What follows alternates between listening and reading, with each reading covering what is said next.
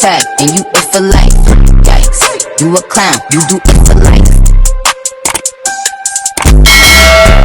As the title suggested, we're making Jamaican banana flitters today, and I'll have all the ingredients listed down below.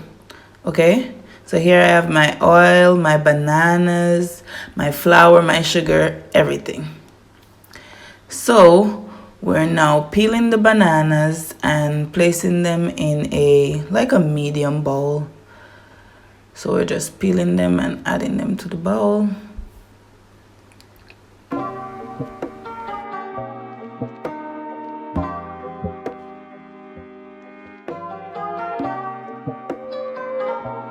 Next up, we're gonna crush our bananas, and I'm using a fork to do this. Now, if you like it a little bit smoother, you could do it in a blender, blend the bananas, or like a NutriBullet, or if you like it like me where you want to taste the actual bananas inside of the flitters, then I suggest you use the fork to just crush that out. Yeah.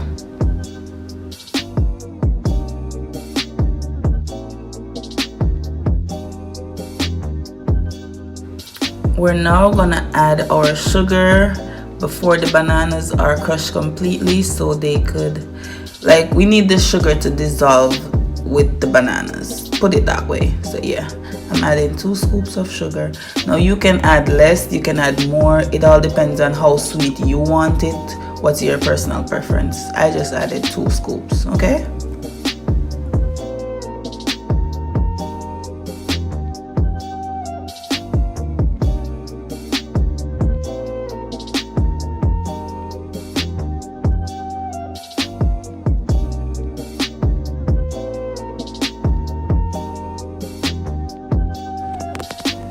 So after we finished mixing our sugar into our banana, this is how we should be looking right now, just like so.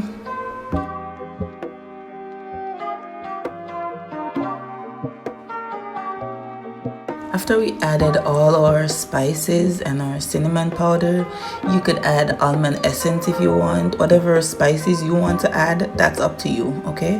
So we're gonna just mix those in. Next up, we're gonna add our flour, and I'm using 1 cup of counter flour.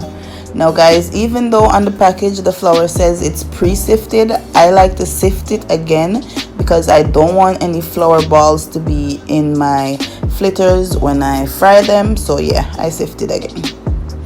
And we're just mixing the flour into the mixture right now.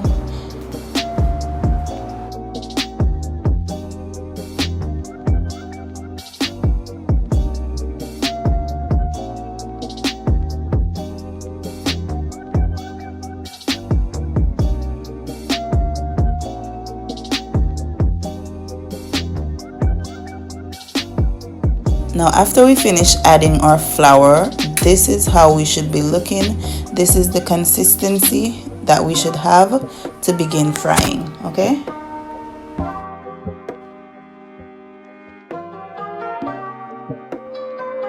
Now we're gonna light our flame at medium heat and add oil to our frying pan, and we don't want too much oil, neither do we want too little. So use your discretion, just the right amount.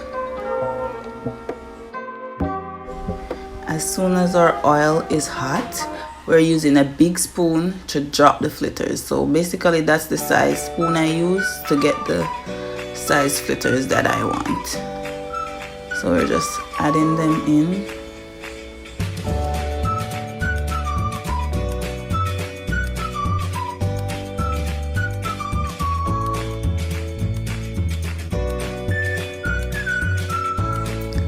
Now, turning your flitters can be a challenge because we do not want the fork to pierce them so that they will be oil soaked. So you just have to kind of have a little patience and take your time and flip them over, okay? Yeah. And frying them, I wouldn't say it has a set amount of minutes. It just depends on how golden you want them to look. And no guys, I did not add any baking powder, because if I did that they would have stick, and we do not want them to stick. So no baking powder, okay? So you just want to add your fritters on a paper towel to soak whatever oil there is, and voila, this is our finished product. This is our banana fritters, aka Arapa. So try out this if you didn't make it before, and let me know how it came out.